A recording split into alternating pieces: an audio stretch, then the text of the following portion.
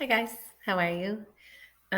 If you know anything about remote learning, or what I've learned about remote learning is that you can't do a whole lot of remote teaching while your kids are remote learning. So now they're all in bed, and we can talk about folding things, really, is what we're talking about. So there's a whole bunch of these projects in my room, right? And these are the Greek Gods and Goddesses project. And the whole reason that you want to know how to fold anything, obviously, is to put this together. So it is simpler than it looks, right? And there's 6 of these squares put together. And I'm working my way forwards. So I'm looking at the end result. And the end result has the title on it. This is all in the rubric. Okay. There's nothing that I'm mentioning here that is not in the 10-point rubric. 10 things, 100 points, 10 points apiece, simple math, right? Your name is on it, obviously. The title is on it. Now, the way this works, this is the important part, and I'll go over it again. You have 6 pieces of paper, but you actually have 14 panels. So you're either going to have an extra space or you can write the title on both sides. And then you have 6 gods and goddesses on one side and 6 on the other side in terms of planning. For each god or goddess, you are going to have their role in mythology and their name and their picture. You can put the little itty bitty picture on there too that we talked about the other day, or not. Totally up to you. Okay. So these are examples of what the end result looks like. The next thing is the folding, right? You have 6 of these. Don't worry if you mess them up, I have extras. So, according to the written directions, you are going to fold this in half, like this, once. That's it. And then you're going to have the mountain. I can't do this. I don't have one of those fancy cams. I'm sorry. But you have to imagine it sitting on a desk like this, right? Once you have the mountain, you're actually going to turn it on the diagonal and then you're going to fold it in half again. I'm sorry, I can't show you the exact fold, but I can show you that it looks like this. Okay, then you are on the diagonal again. Now, because you have a fold this way and this way, once you poke the center, you literally are poking, I'm just going pokey pokey to the center, right there, that center line. Once you poke it, the sides kind of pop up. And then you have these 2 little things that come together like this. And you have, to me, there's like 2 little baskets. Now, I'm going to do this way, but you should do it on a countertop. Once you fold this, they should, in theory, go neatly in and make a diamond, actually. And then you're going to fold it on a flat surface again. And you actually end up with this, right? Now, remember that I said that I would draw a little arrow at the open space, right? So you knew that was the open space. Now, let's just say that I'm ready to glue. I have 2 tan.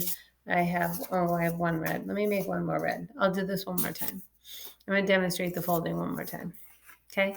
So I have my 8 by 8, 8.5 by 8.5. Since it's a square, it doesn't matter which way you fold it first, right? So I'm folding it in half to make the shape of the mountain. Once I have the mountain, put it on the diagonal with the pointy side up and fold it in half again. And then I have this, a diagonal, right? Because I now have a center point, I can poke that center point, pop, and the sides come up.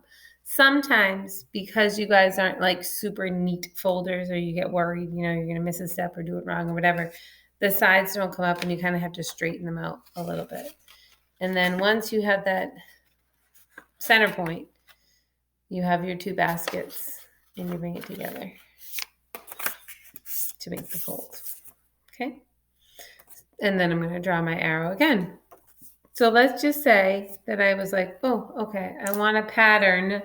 I got to figure out my color pattern. So with my arrow, this is going to be my bottom or the top. It actually doesn't matter, as you're going to see. So I'm just taking a regular glue stick and I'm going to glue all right here. So I'm looking at the arrow side. I have my regular glue like this, right? It can be messy. It doesn't matter. It's going to dry. And I'm like, okay, I want this to be the next color, right? Arrow down like this. Next arrow is going to go up like this. I can actually put it this way. That's fine. So arrow side down, arrow side up. Right on there. Glued on. Now I have the beginnings of my diagonal. Oh my God, so fancy, right? Okay, so arrow side this way, and you can just keep it all folded up. So I'm just gluing, I'm literally gluing as it's flat. Do, do, do, do, do, do, do. Okay, so I have my glue on. Here's my arrow. And with my other arrow, I'm going this way, right?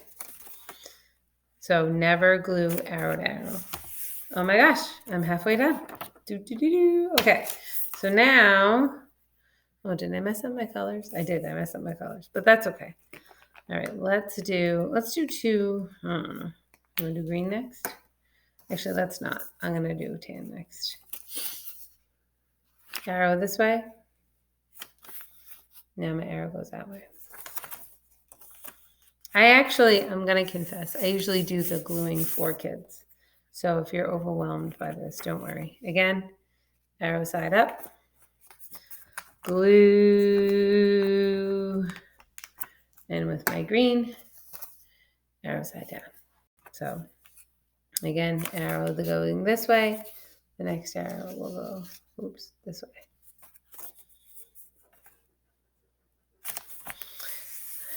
And then I'll do one more green, okay? So arrow side down, glue on the middle, and where are you? Arrow, arrow. Okay. So with the rubric, you're just going to go point for point. So then you have what you need, 6 panels together, right? And it honestly doesn't matter which one is the top and which one is the bottom, as you're going to see. They look exactly the same. Okay. I know it's a big accordion. Oh, I hope we do this remotely because I really miss you guys like swinging it around back and forth and going like this like an accordion like 1,000 times in the classroom. I'm really gonna miss that. Now you can just do it in your own kitchen. How great. Okay. So once all your gods and goddesses are colored, right? Then you're going to figure out, okay, how do I want to put the role in mythology on there? Do I want to handwrite it? Do I want to cut out the study guide? Do I want to type up my own? Totally up to you.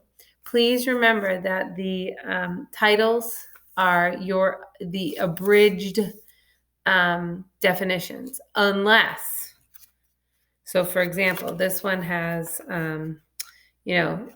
it says Zeus, Lord of the Sky, Hera, Zeus's sister, Poseidon, God of the Sea, etc. But your one distinct detail might be an extra detail about each god or goddess, right? So you need, I don't know, what is it? The title, your name, the picture, the role in mythology, oh God, I can't remember. Oh no, I should have had the rubric in front of me. I'm sorry. We'll go over it again. But you can tell based on the visual I just gave you. This one's ripped, so that's why I'm not sharing it with you. But this one has his title, his name, his picture, one distinct detail, the title, her name. The fact that it's on time, right? The fact that it's well planned, the fact that it's neat, like all those things are worth a check. So anyway, that's how to fold it. That's how to glue it together. But we will probably either do it, maybe we'll attempt it remotely. I think stuff like this works well on Friday because then cohort B, you can leave with everything you need. And then cohort A, you don't have to wait long to get it back together. You know what I mean? I think that will be good. So I appreciate your time and attention. And I will see you all soon. Have a lovely night. We're watching The Giver on Wednesday remotely. and we can talk about the project if you would like. But my priority is not that on Wednesday, it is on Thursday. So, hope this helps. Have a good night, guys. Bye.